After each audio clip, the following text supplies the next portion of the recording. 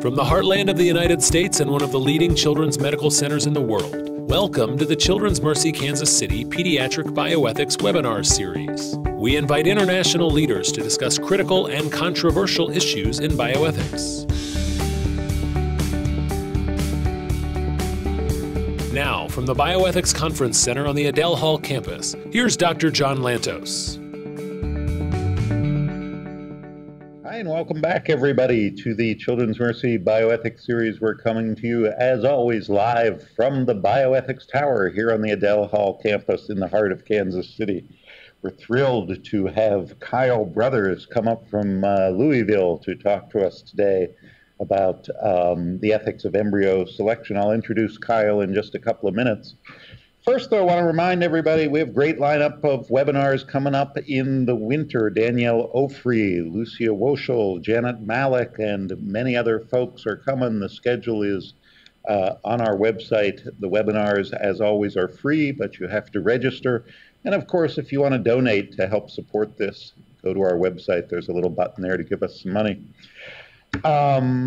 Couple other reminders. We have an online pediatric bioethics certificate program, and applications for that are due by December 14th. Every year we take 30 or 35 students from all around the world. This year we have 11 different countries represented. It's an amazing program, and for that program we have scholarships for students from low and middle income countries, as well as a nurse leadership program for nurses who are interested in developing their skills in pediatric bioethics. We also have a full-time on-site fellowship for one person every year, some years. Applications for those are due November 15th. Again, go to our website to find out more about those.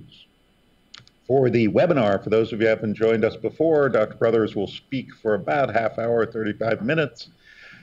While he's speaking, if you have thoughts, questions, or comments, you can type them in that little chat box in the lower right-hand corner of your screen.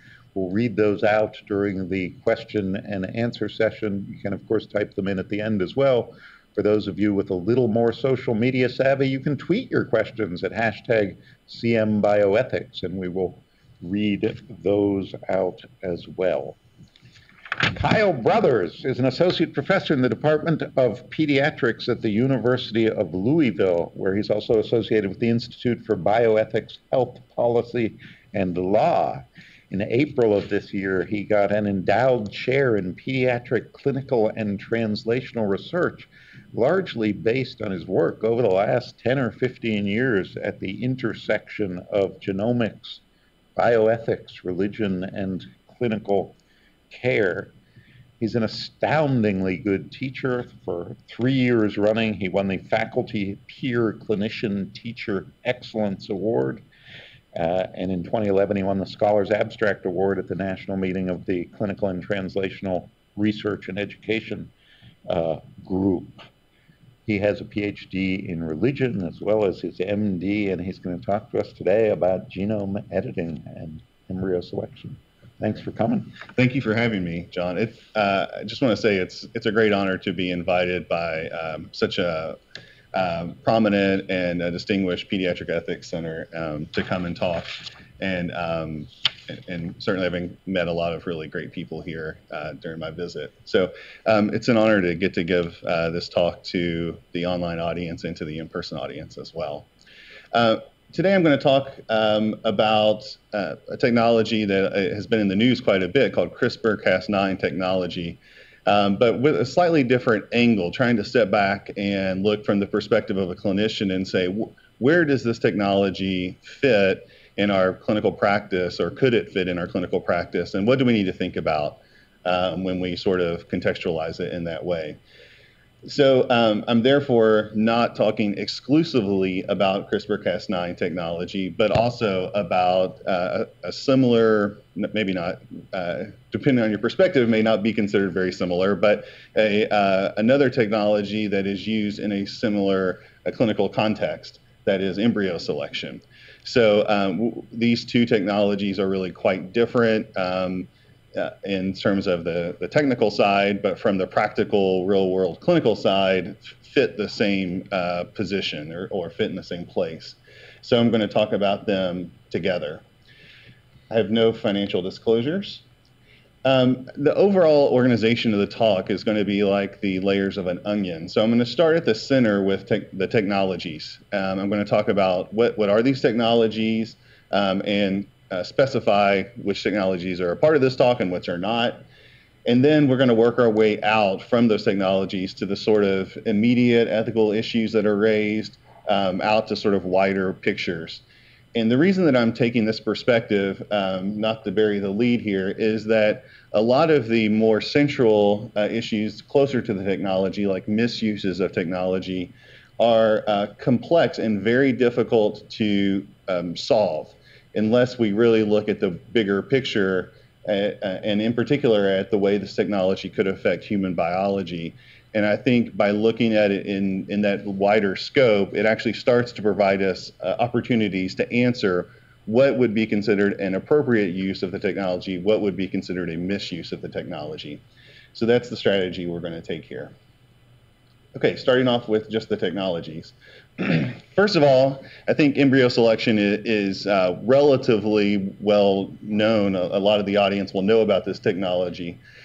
But basically, this involves creating embryos through in vitro fertilization, which is obviously a technology first used in 1978, so it's been around a while.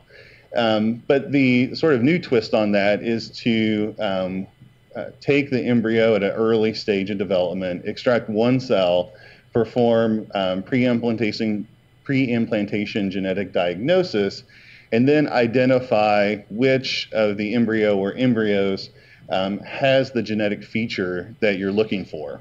So a common example of this, and one that's actually, this technology has actually been used for, is to prevent sickle cell disease in a couple where both parents either have sickle cell disease or a sickle cell trait. And the idea here is to find an embryo that does not actually have sickle cell, the genetic changes that would lead to sickle cell disease, select that embryo or embryos and implant them in the mother's uterus. Okay, so the net outcome of this is to select out a genetic change that is considered undesirable, in this case because it causes a condition. So the newer and in some ways sexier technology that you were hearing a lot about in the public press is the opportunity to edit genes. And as many in the audience know, this is not a new idea. This has actually been the basis of science fiction for decades, maybe even centuries. But what is more recent is that this is actually becoming technically more possible. It is not yet a technical reality, but it is getting close. So essentially, all technologies that we've so far developed that are capable of editing genes are based on the, two steps. The first one is to make a double-stranded DNA break at a location, a target location. The target location turns out to be the hard part. And then step two is to insert new DNA sequence at that site. So these are three technologies that achieve this same outcome for making double-stranded breaks. The first two are older technologies, and they recognize nucleotide sequences in chromosomal DNA using protein moieties, which is to say there is the proteins are capable of a kind of dirty match of short nucleotide sequences to recognize those sequences. The problem with both of these technologies, even though they have been useful in laboratory settings, they're not great for clinical context because they can only recognize short sequences, which means that those sequences could occur hundreds of times in a cell's chromosomes, and therefore you get many off-target hits. But also it's a little dirty, so the nucleotide sequence could be similar but not exact, but still find a match there and still get a DNA break. Those things are not what you're looking for in a clinical application. What's special about CRISPR-Cas9 technology is that you can actually, it allows us now to identify specific nucleotide sequences in a very precise way, and they can be nucleotide sequences that are longer and therefore more unique. So the opportunity created by this technology is to make a double-stranded DNA break at a very specific place in the DNA and then insert a new sequence.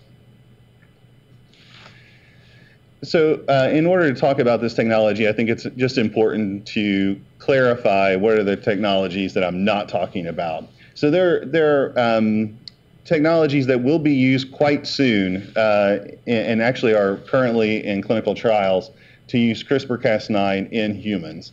The first one, indicated by the picture here on the far left, is removing a person's cells, often white blood cells, from their body, and in a dish, using CRISPR-Cas9 technology to make genetic changes, and then insert those cells back into the person. So this would not change all of the cells in the body, it would only change white blood cells. The second one is, in the picture in the center, refers to the possibility of infecting a human with a viral vector that could then insert the CRISPR-Cas9 machinery into certain cells and cure or treat a condition. So an example of this would be using a nebulizer or a nose spray or something like that to introduce a corrected cystic fibrosis gene into the lung and respiratory tract of a person with cystic fibrosis disease. Again, not all the cells in the body would be changed. These are relatively uncontroversial. I think they have sort of their own ethical issues, but largely are similar to clinical trials that we've been doing for decades now. So in that way, they're not particularly unique. On the far right is an image, and this symbolizes germline gene therapy. Germline gene therapy refers to the use of a technology such as CRISPR-Cas9 to change the cells in an embryo very early in development, such that a child would be born with every single one of their cells reflecting that change. And particular importance here, that would include their gametes. So any sperm or eggs they would produce later in life would also have that change. So any of these changes would be passed from generation to generation. And just to give a few examples of clinical contexts where this might actually be a useful technology, we can think about cystic fibrosis. It's not uncommon for two young people, a male and a female, to meet up through groups. For example, everyone in the group has cystic fibrosis and they're communicating about their disease experience, falling in love, and deciding to have a kid. There would be a 100% chance that any of their natural offspring would have cystic fibrosis as well. And if they wanted to avoid that, the only solution would be to do germline gene therapy. So essentially what would happen is they would use in vitro fertilization to produce an embryo. Then you would use germline gene therapy to change the cells so that they have the wild type CFTR gene, not the cystic fibrosis causing variant. And then the offspring, the child would not have cystic fibrosis. So this is a technology to prevent a genetic condition. This is maybe a little bit more complex example, but another context in which you might want to use germline gene therapy is where a disease is caused by a relatively complex set of genetic changes. We call these multigenic conditions. And so you can imagine a condition such as autism, where it's caused by an interaction of genetics and environment. And there are 100 genes, more than 100 genes associated with risk for autism. And if a couple knew that they were at risk for having a child with autism, they had multiple changes across their chromosomes that could lead to risk for autism, they might choose to have some of those changes, quote, fixed, so that the child that they had would not have autism. This would be very complex to do through embryo selection. You could produce 15 embryos and not a single one of them would have the changes you're looking for. So therefore, it might be useful to use germline gene therapy. I think there are a number of other situations, clinical situations, where you might want to use this technology, but I think this kind of captures the scope. Okay, so just a few take-home points at this point. Embryo selection and germline gene editing are similar in that they prevent genetic conditions by eliminating genetic variants in the germline. and these changes are heritable and will affect all future generations. And with currently foreseeable technologies, application of both of these preventive genetic technologies, that is to say germline gene editing and embryo selection, would require in vitro fertilization. So this does put a cap on sort of the likelihood of these technologies being used, because it would just require a couple to choose in vitro fertilization. I just want to make a point that I think is critical to the rest of the talk about genetics. And we are not in the habit of thinking of many conditions as being sort of genetic conditions. But in fact, genetics is sort of the background upon which every condition develops. So think about drowning. Drowning is clearly an environmental type of thing. People in deserts don't drown, right? But if you think about it, the only reason humans are capable of drowning is because they have evolved over time to no longer have gills, right? So this is every condition is really about the interaction of genetics and the environment. Certain genetic changes are useful in certain environments, but they are harmful in other environments. So we could really think about every condition of having the same kind of feature like drowning. Think of type 2 diabetes. It's relatively common in our society to talk about type 2 diabetes and its association with health behaviors like eating unhealthy foods or not exercising enough. But in fact, there are many people who do both of those things and never get type 2 diabetes. That's because type 2 diabetes is a condition caused by an interaction between genes and the environment. And just to drive this point home, autism is a condition clearly caused by a lot of different genetic changes that create risk, and then factors that are not yet well identified in the environment or maybe in development lead to the actual development of autism, the condition. But many people who have the changes that could put them at risk for autism don't actually develop the condition autism. Alzheimer's disease is another condition. There are actually a number of Alzheimer's diseases. One of them is sort of early onset, frequently caused by a single genetic change, monogenic Alzheimer's disease. But then the sort of more well-recognized type of Alzheimer's disease that develops later in life is caused by a whole number of genetic changes. The risk for that condition is multigenic, but then in certain environments, then the onset of that condition may be delayed or never occur. So again, I just want to make it clear that every condition is potentially addressable through making genetic changes in the human genome. Yeah, just driving that home, nearly every genetic condition is potentially preventable using genome editing and/or embryo selection. Okay, so now let's turn, now that we've identified the technologies and talked about genetic conditions, let's move into thinking about ethical issues. So first, I want to talk about use or misuse of the technologies.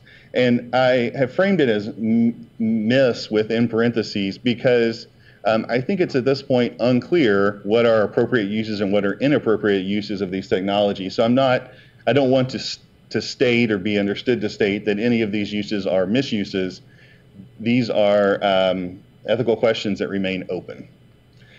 So first of all, the movie Twins features combining the genetics from a lot of different people into what it was intended to be one offspring, but it ended up being two offspring. Arnold Schwarzenegger's character received all the good stuff. Danny DeVito's character received all the bad stuff. So this is just symbolizing the possibility that when you use these technologies, especially germline genome editing, to try to, quote, fix a condition or prevent it, that you could also get off-target effects that create problems for individuals that could be lifelong and would be heritable. There are also a number of applications that are talked about quite a bit. One is designer babies. The idea of a designer baby is that parents might use these technologies to select features that they're looking for. It's well recognized that embryo selection is already being used to select offspring of specific genders, but it could also really quite easily be used, for example, to select an embryo that has blonde hair rather than brown. or who inherited some of the smart genes from a couple instead of the less smart genes. And then obviously germline genome editing could be used to introduce blonde hair in a family that has no blonde hair in their heritage. So designer babies is obviously a controversial application of both of these technologies. Intentional difference refers to a practice that has occurred and has been reported in the literature of parents often who both have the same condition choosing to have a child who has that condition.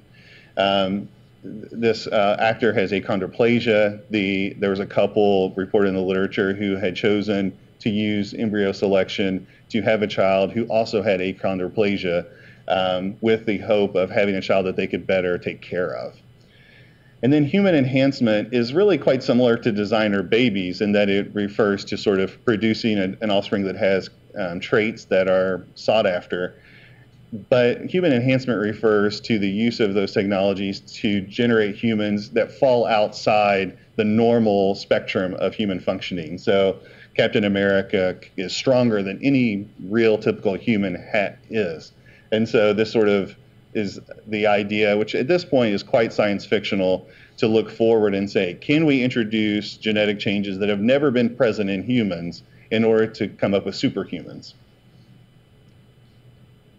Okay, so now it's not a leap to go from those uses or misuses of technology and think about how those types of advances would affect the way society operates. So one of the effects could be that there would be a lower tolerance for difference if it becomes quite common for families to select children who have high IQs. Then there could be sort of less social sort of acceptance of children who don't have high IQs. There could be sort of pressure on couples to not allow children to be born with imperfections, quote unquote imperfections. And then there could also be changing views of medical neglect, which is to say couples who choose to have a child who has a difference could be sort of viewed as neglecting their responsibility to produce a child who is free from disabilities, as an example. So I think these are really quite concerning types of advances.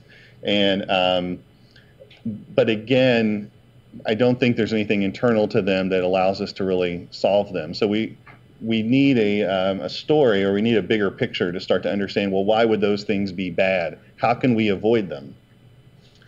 So I want to move on to thinking about technologies that affect human biology, or how these technologies affect human biology. So just invite you to do a thought experiment with me here. So right now, wild type CFTR, which is the gene that causes cystic fibrosis, the wild type is the normal, quote unquote, normal type. 97.5% of Caucasians carry that, the quote normal CFTR. 2.5% carry the pathogenic variant that in homozygous state causes the condition cystic fibrosis. So let's say in a single generation, 5% of people who carry this pathogenic CFTR chose to use one of these technologies to prevent having a child with cystic fibrosis. You would see a very slight decrease in the prevalence of this, this genetic variant down to 2.375%. If you repeated that, the next generation, you would take another step down to 2.256%. That may seem like a small change, but if this occurred over 10 generations or 15 generations, then you can really start to see how these technologies, even in occasional use, would start to lead to relatively significant changes in how common different genetic variants are in the population. And I just want to draw your attention to the fact that I intentionally selected this example because the pathogenic CFTR is the most common disease-causing genetic variant in human populations, especially in Caucasian populations. So there are other variants that are less common, and it would take fewer generations to eliminate them or effectively eliminate them from the human gene pool. So why does that matter? Well, there is some very interesting literature demonstrating that being a carrier for CF is actually adaptive. That is to say, it makes human life more successful in certain circumstances. The reason it appears to be so common in Caucasian populations is that changes in the pathogenic variant in CFTR is protective of typhoid. And so the reason that it's thought to be so common in Caucasian populations is that in Europe, folks who had this changed were able to survive outbreaks of typhoid, and therefore this variant became more common. So just drawing attention to the fact that a, quote, disease-causing variant is adaptive in certain circumstances. The next example is closely related to the first, but the idea here is that a population that is homogeneous in terms of its genetics is especially susceptible to pandemics. So the reason I've chosen bananas is that all bananas are clones. All the bananas sold in grocery stores are clones of a single plant. All bananas are genetically identical, except for bananas that we never see in our grocery stores. So if a insect or bacteria or fungus were to break out that would be highly effective at killing off that particular strain of banana, the population available to sell in grocery stores could fall off, immediately, and we would have no bananas anymore. And the same would apply to humans. It would be unfortunate if we were all so homogeneous that a pandemic could break out and kill essentially all humans. Yeah. And then this is moving a little bit more into the conceptual side, but I think it may be even more important than the previous slide. That is that human diversity is, human genetic diversity is just one type of diversity that sort of makes humans what we are. I've chosen this picture. It's okay. Some of my best friends are neurotypical. You may recall during the sort of digital revolution, there was a period of time in which people who were previously had personality features that were highly focused on details and had relatively poor social skills, they lived in a world where nothing made sense to them and where they were not able to be successful. Suddenly the digital revolution occurs, and people with some of those features become some of the most wealthy people in the world because the environment changed, and those genetic features that contributed to that type of personality suddenly made them highly successful. And there's also something to be said for, in the modern world, of children with who are on the spectrum of autism. They are not, quote, neurotypical, but they bring very special experiences into the world, and they're able to see the world in ways that others aren't. And that is a value to humankind as a whole. Also, I just want to point out, we have no idea what generates a genius, right? And it would be great if another Einstein or another Mozart were to emerge from humankind. And if humans were more homogeneous, the chances of that occurring would be decreased. We don't know what causes genius, but assumedly some amount of diversity is required. Okay, I just want to drive home these points about why a diverse gene pool is so important for humankind, and help to think about, in the future, as humans encounter different and changing environments, it is useful to have genetic changes available within our diverse gene pool in order to prepare us for that possibility. So think about this. This gene called TRPM8 is a gene that was originally identified because it was significantly associated with risk for migraines. But it was a relatively common variant in Europeans, and it's unknown why it was so common. Well, it turns out if you look at how common that genetic variant is from Southern Europe to Northern Europe, it gets more common. It turns out that this gene variant emerged because it allowed Europeans to adapt to the increasingly cold temperatures in Northern Europe. And so it became a more common variant because it was adaptive in that environment. It so happens that it also contributes to risk for migraines. What happens if we, quote, cure humankind of the ability to have migraines? Well, suddenly we've lost our ability to adapt to cold environments. And I don't think any of us foresee humankind encountering a cold world anytime soon, but that it would be a shame to eliminate that possibility from humankind. And this is maybe a little bit less science fictional type of example, but we know that humans living in space are exposed to radiation, and there are genetic variants that protect humans from the damage caused by radiation. So if in 100 years it's more common for humans to live in an environment in space or on a planet like Mars, then it would be useful to have humans who have those variants available to protect them from radiation. Okay, so I just want to drive home this point that I've been trying to make, which is that preventive genetic technologies really need to be used parsimoniously in order to maximally preserve the human gene pool. Okay, so on the one hand, we have this desire to prevent genetic conditions which cause suffering. On the other hand, we want to avoid making humankind too homogeneous, even at a particular genetic location. So how do we weigh those together? Well, I think we could actually come up, and I'm proposing sort of a skeleton here, but I think more work would be needed to really specify how can we use this technology so parsimoniously that we reduce suffering in children and adults who have genetic conditions, while not having the outcome that we are all homogeneous genetically.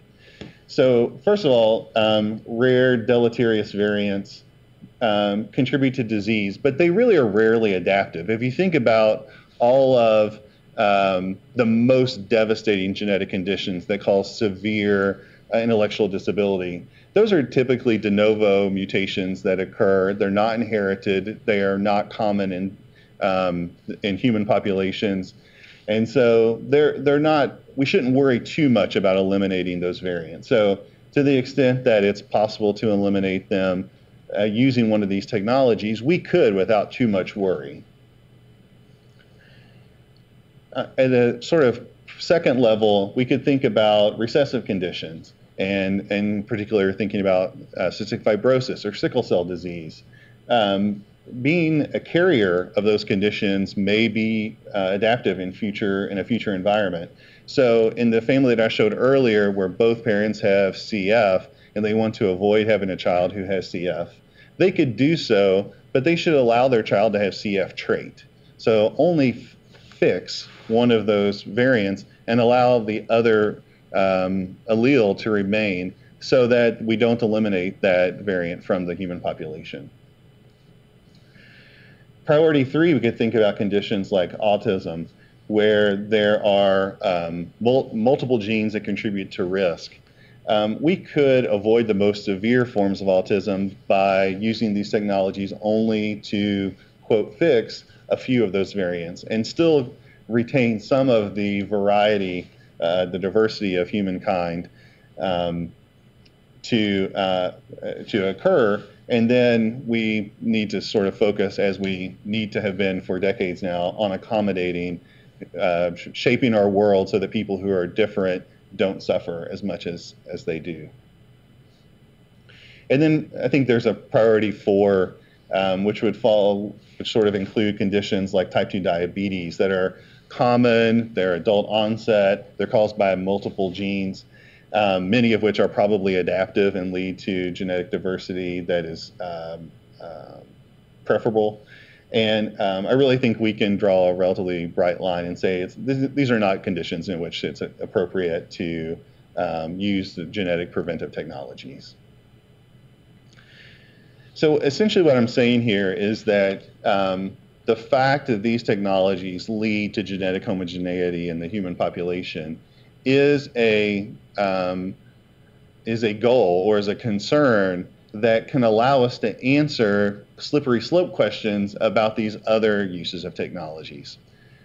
So if you just think about, I said earlier, human enhancement. Yeah, well, human enhancement of one person is probably not problematic. We could have a superhero who could protect us all, right? But if we all start using those same variants to make the entire human population identical, that becomes a problem. And it actually creates a sort of state interest, right? It gives policymakers a reason to start to restrict the choice of parents to change their children however they want, right?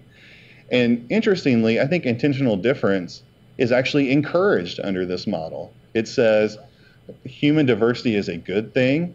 It is not only good for humankind in order to create the opportunity for future adaptations to future environments and conditions, but it is also something to be valued among us, that difference is a good thing, and it allows us to see the world from different perspectives by having not everybody be identical.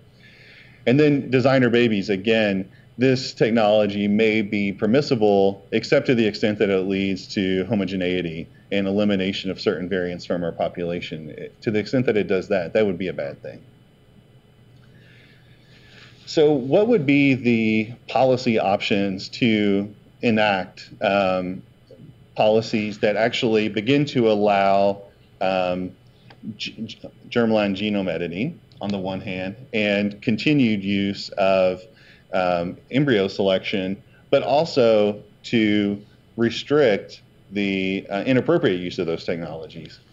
So I think the step one would really be to engage in a scholarly work by a whole community of people who work in genetics and medicine and health and sociology, et cetera, and community stakeholders, to develop a comprehensive framework that says what are the uses of these technologies that can be pursued without threatening human diversity. The second step could be to restructure existing restrictions. So in the US, currently, there's a ban on the use of CRISPR-Cas9 technology to modify human embryos that are intended to be developed into children. So we could, and then also I should say there's an FDA ban on clinical trials of germline genome editing. So we could restructure these restrictions to say there's no longer a blanket ban, but now that we have a framework about what would be a justified and unjustified use of that technology, we could begin to allow some of the most obvious justified uses, and while still retaining a protection banning unjustified uses. And then finally, there are a number of opportunities, for example, to use patents or international treaties to drive parsimonious use. Again, the concern about the effects on human diversity would provide a state interest to really justify restricting the choices that parents make about what kind of children to produce. Okay, so what other work do I think is needed in this field? I really think the medical humanities and humanities writ large have given us a lot of useful insights into the value of human difference and diversity for human biology and in society. And I think we need to continue that work in order to specify or clarify why continuing to allow some amount of disease is a good thing for humankind, and even sort of difference that doesn't amount to disease. And then I think we need to have a more detailed quantitative analysis of these genetic prevention scenarios that I showed earlier, how the occurrence of pathogenic CFTR in the human gene pool, how that would be decreased over time. I think people who are more sophisticated mathematicians need to look at this and begin to help us understand how long would it take to eliminate variants? What's the likely use of these technologies? How common would it actually be? That's all I have.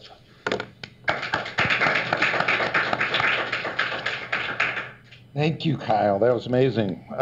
Really working at the boundary of science and science fiction a little bit, I think. And let me remind listeners online, if you have questions or comments, type them into that little chat box at the lower right-hand corner of your screen, or tweet them to hashtag #CMBioethics. We will read them out. Tough questions Kyle will be happy to answer.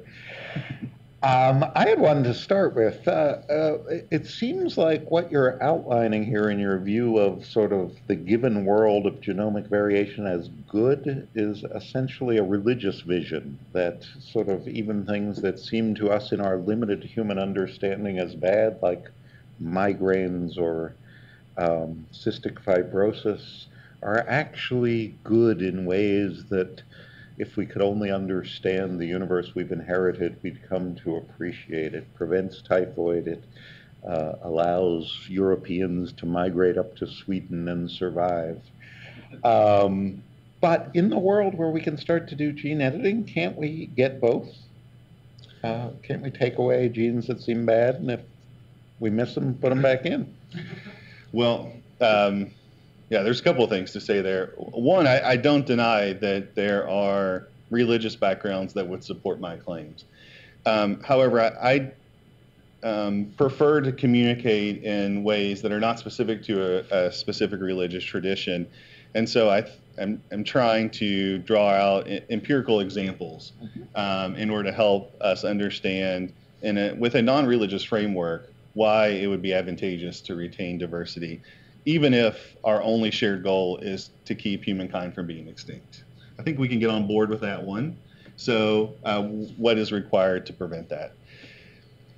Your second question is a little bit more difficult, and the question is really, well, if we want to keep open the possibility that we could adapt to future populations, and we have the power to change the human genome anyway, why can't we just change the human genome and allow that adaptation?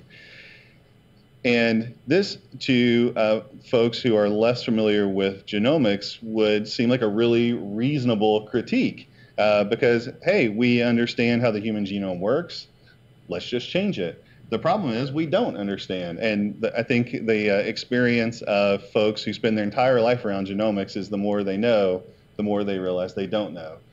And just to be really specific about that, a lot of our understanding about what genetic variants do comes from looking in real humans and saying, we know this genetic change is associated statistically with this risk for developing a condition, or this being tall, or whatever the trait is.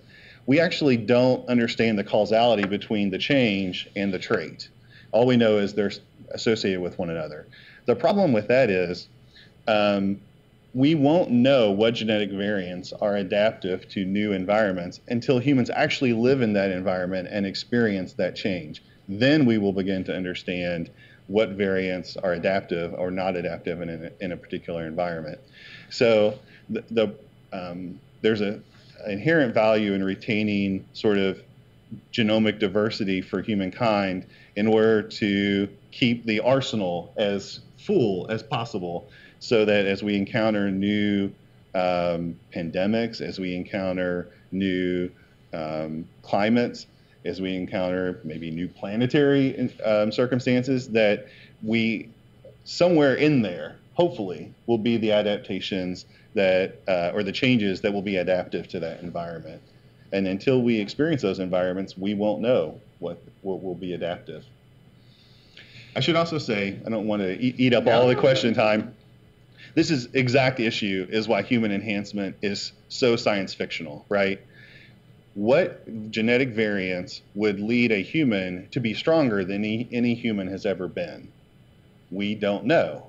We actually don't have the technology to construct new genetic changes that have never been seen and understand what that result would be in a human.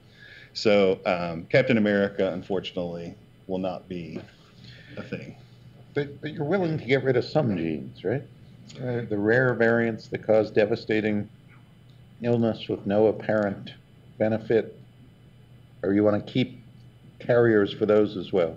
No, I'm happy to let them go away. Okay, so you're just coming up with some threshold of harm to potential benefit. Yeah, and I think a sort of international classification of bad genes, ambiguous genes, and good ones. yes. I think that there are ways to do that conceptually, Okay. which is the way ethicists operate, but I think there's also an empirical way to do that.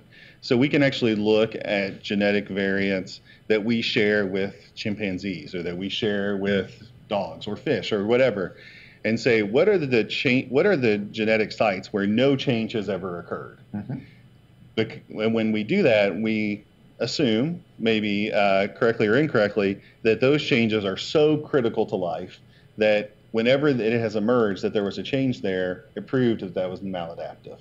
Those chimpanzees or those hominids, they did not continue on to produce offspring.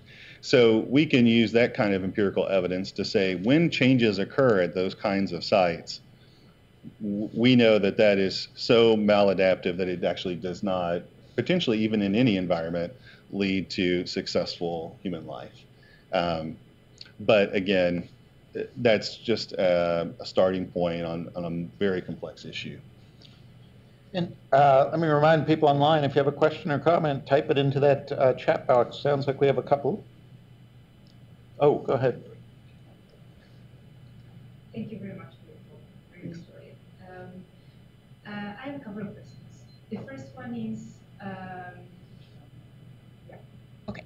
The first one is how it is in practice today in the United States, like how accessible it is for families.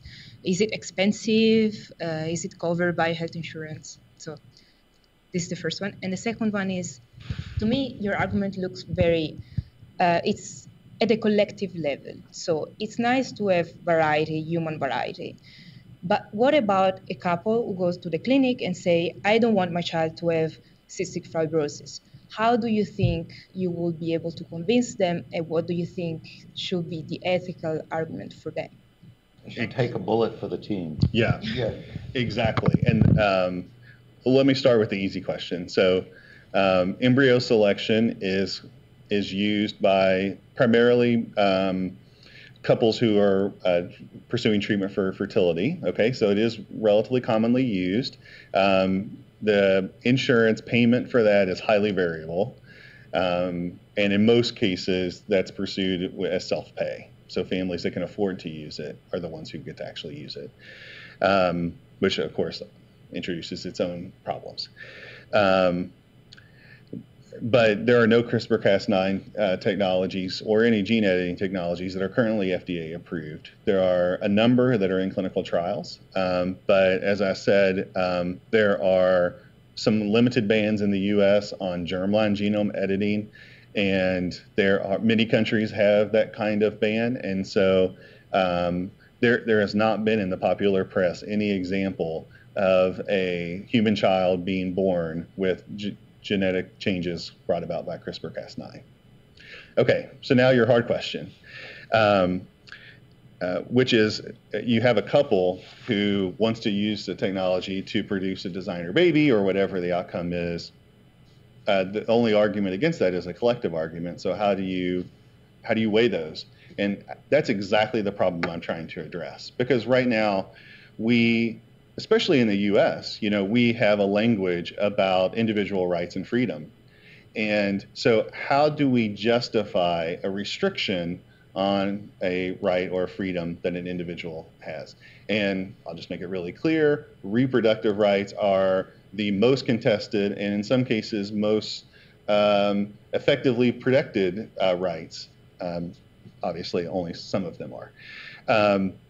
So that is an environment that we should be especially cautious about making claims about collective needs or collective interests affecting freedom, okay?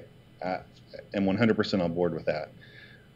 But I actually think that this count is useful because we already have a language in law about what are the interests that a state has that would justify restricting human freedom, right?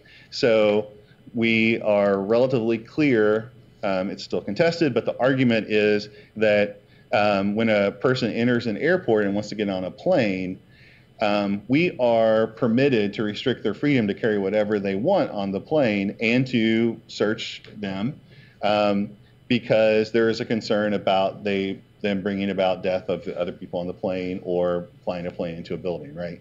So the interest of the state's interest in protecting the public in that case creates a justification for restricting freedom.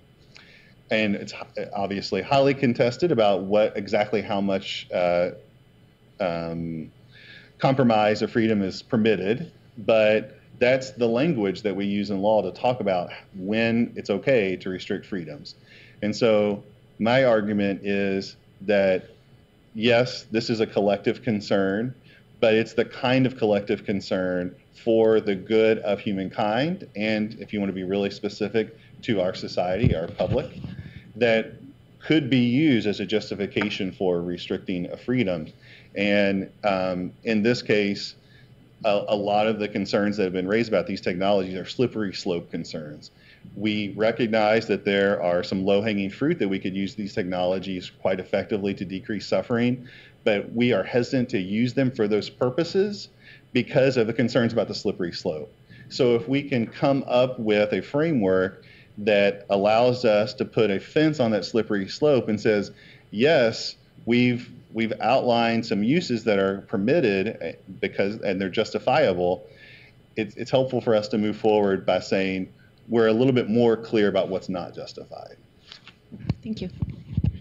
We've got an online question, then we've got another question from the audience here. The online question asks if you could comment more on financial considerations, specifically the implications of creating an affluent class of genetically superior humans and the underclass of those without genetic modification, and how this would exacerbate socio-political issues related to class disparities.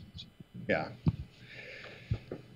I think that concern is a concern that's parallel to my concern. It is, you could say that there is a collective interest in preventing that kind of exacerbation of classism, of distinction between classes. Some people have access to treatments that make the people in that class better or healthier, avoid suffering, whereas there are others that don't have access. That could be another type of concern that might cause us to restrict the uses of these technologies to impinge on freedoms in that way. But you could also look at it from the same view that I'm giving, which is that those things, while they may be bad because they create separate classes in which of haves and have-nots, but they are also bad because they restrict human diversity, and that is another reason that that's bad. I think at this point, one of the concerns that is being raised about funding is that for example, embryo selection is primarily being used by relatively wealthy couples who have access to in vitro fertilization. But in a world where these technologies are being used to prevent genetic conditions rather than to treat fertility, the case for insurance coverage of those procedures, even Medicaid and Medicare types of funding, to cover those types of procedures would actually be opened up. And so I am deeply concerned about haves and have-nots with the use of these technologies, but I think pursuing these technologies to prevent conditions would actually improve the situation over where it is now. That was your question? That was our in-audience question.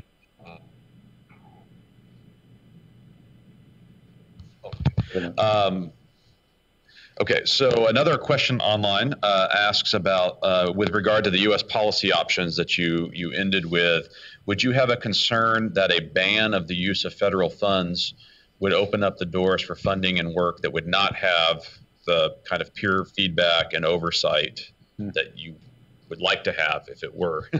Yeah, I do. And there are significant concerns about that right now, in that there are some countries that have blanket bans on the use of these technologies. There are some countries like the US that have very focused bans. And then there are other countries that essentially have no restrictions. And that is resulting in discrepancies in what is being pursued. So there are some applications of these technologies that Americans would be quite uncomfortable with, about modifying human embryos and allowing them to develop relatively far in fetal development. And that can happen in other places, and maybe has happened in other places, but it seems like we're quite uncomfortable with that here. So I think that's already happening, and it's already a concern. And that's why I've proposed the use of international treaties as a way to address this.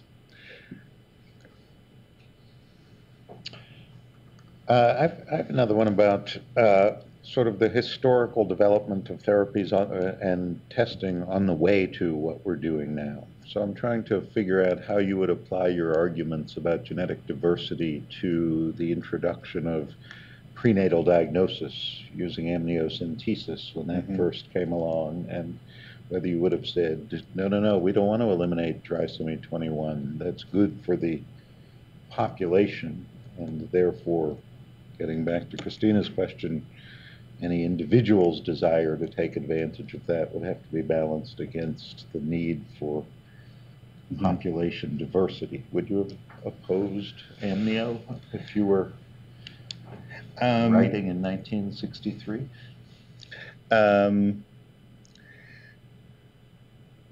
I'll say two things about that.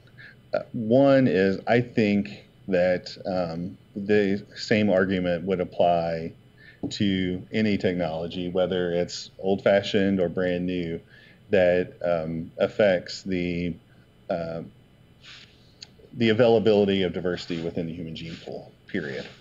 On the other hand, I'm a pediatrician, and so I am deeply concerned, and maybe I should say my primary concern, is that children experience conditions that cause very bad suffering. And I think, there is a healthy literature looking at where the boundaries are between human suffering that is sort of unjustifiable and difference that we should value. And I will just say I personally think trisomy 21 is an example that while children with that condition encounter difficulties, there is a lot of joy in the lives of children with trisomy 21. Others experience joy by encountering them. And so I don't think that is an example where, my concerns would be raised. But within the admission that any technology that restricts human diversity, I think would theoretically fall under my arguments. Yeah. Could be a tough sell politically. Yes, yes. I think I don't doubt that. I don't disagree. But I think if we start with the most justifiable uses and say this is justifiable because we're talking about suffering, and even though we have concerns about slippery slope, let's start here and let's build some boundaries to say we can proceed with justifiable uses because we now know, or we can start to define what unjustifiable uses are. It actually helps us to move forward to prevent diseases that create suffering. Yeah, no, I think they are. It's a useful framework and useful categories. Any other questions in the audience here or online? If not, then join me in thanking Kyle for coming all the way out from Louisville to talk to us here in Kansas City. Great talk. Thank you. And we will be back with more webinars in our bioethics webinar series after the first of the year when we have a great lineup. Look on our website and come back and join us at Children's Mercy, where ethics never sleeps.